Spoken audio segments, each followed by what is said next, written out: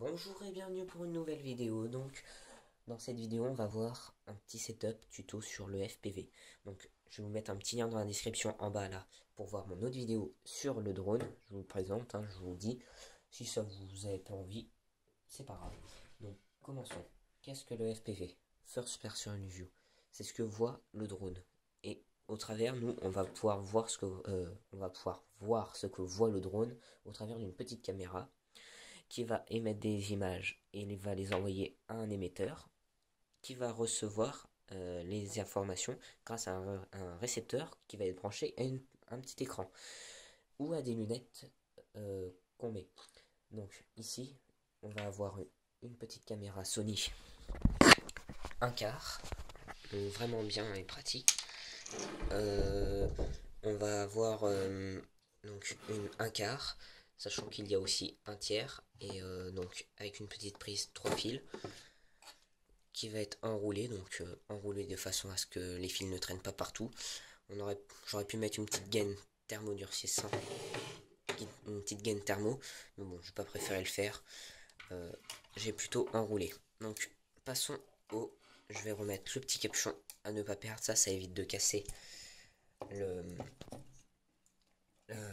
la lentille, ce serait vraiment dommage.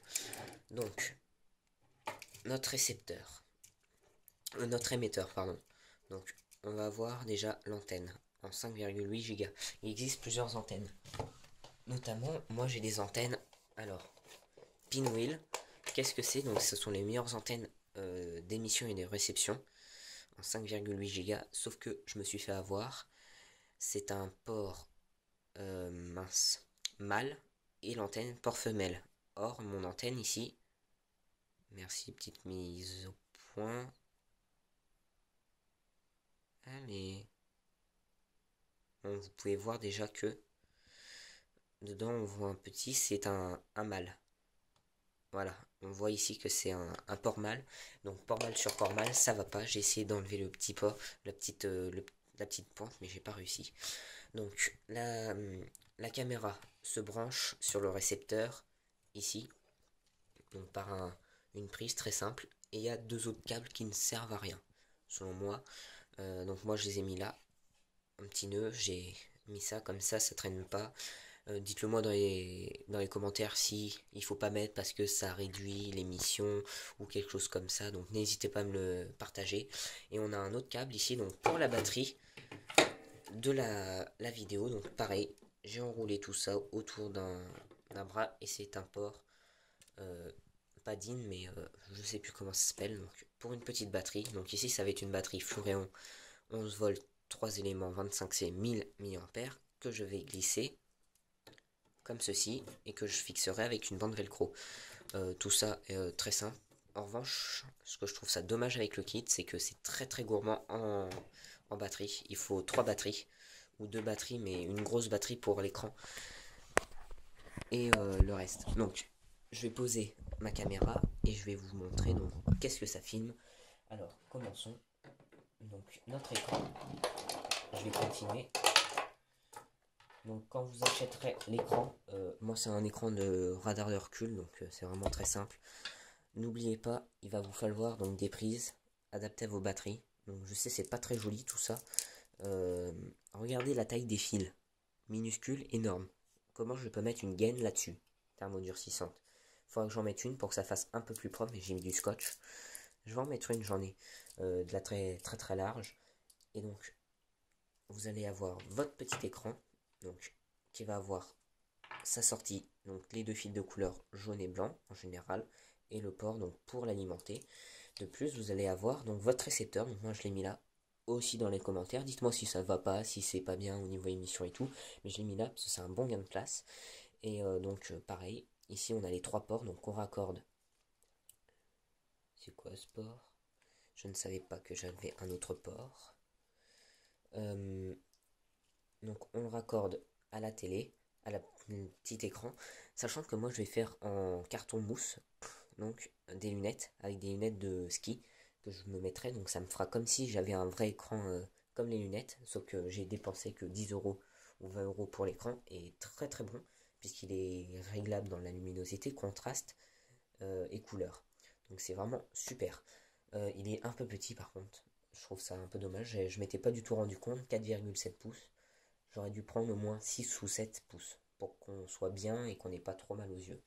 Donc on va commencer. Donc pour la batterie, j'oubliais quelque chose de très important, la fréquence sur laquelle vous allez émettre.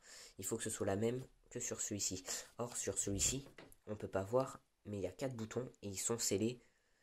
Les boutons sont déjà scellés sous le film thermo durcissant. Donc je ne peux pas les atteindre. Donc j'ai dû régler en fonction.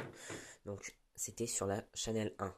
Chanel 1, je crois que c'est 576. 5876. Quelque chose comme ça. Donc on va pouvoir émettre.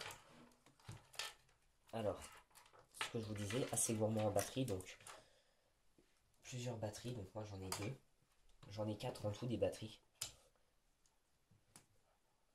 Et si elles sont pas bien branchées, si elles sont pas bien chargées, votre image sera un peu floue. Donc on voit ici, le voyant s'allume, c'est bon.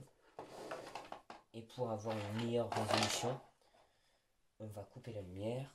Je vais juste brancher avant mon quadcopter avec la caméra, avec la batterie. Voilà, c'est fait. Et maintenant, on voit ce qu'ouvre le drone. Donc voilà, on voit ici que ça peut couper un peu. Alors je vais zoomer. Alors pardon si c'est un peu blanc, parce que j'ai essayé. Si on fait comme ça, on ne voit plus rien. Il faut vraiment être très sombre, puisque l'écran dégage de la lumière et à travers un autre écran, on voit pas très bien. Donc là, les batteries sont pas très bien chargées et ça suffit. Donc on peut voir que c'est super. On peut voir que c'est nickel. C'est tout petit, ça prend pas de place et c'est fou ce qu'on fait maintenant. Donc voilà. Donc je vais débrancher le tout.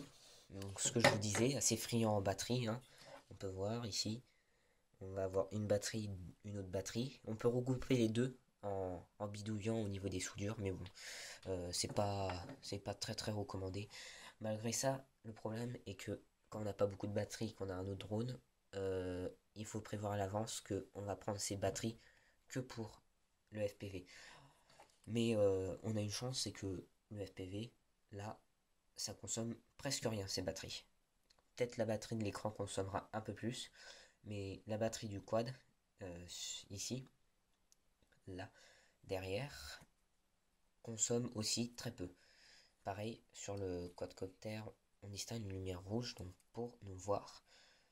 Donc, ce système a été acheté sur Amazon pour une trentaine ou quarantaine d'euros en 200 mégas MHz et je peux émettre jusqu'à 2 km en terrain ouvert. Donc quand je suis dans une forêt, ça réduit considérablement la portée. Mais pour commencer, je vais commencer donc dans un terrain ouvert, voir à vol bas jusqu'où est-ce que ça peut aller. N'oubliez pas, j'ai aussi un petit problème au niveau des hélices, c'est toutes les mêmes. Donc je vais rallumer, je vais débrancher tout. Ah oui, regardez, c'est assez pas mal. Alors je vais pas mettre la lumière dessus. Là on a une bonne image. Donc on va voir que le transfert de luminosité se fait assez bien. Puisque quand on regarde une source vive, il va faire la mise au point quasiment instantanément. Et c'est super, je trouve. Vraiment tip top.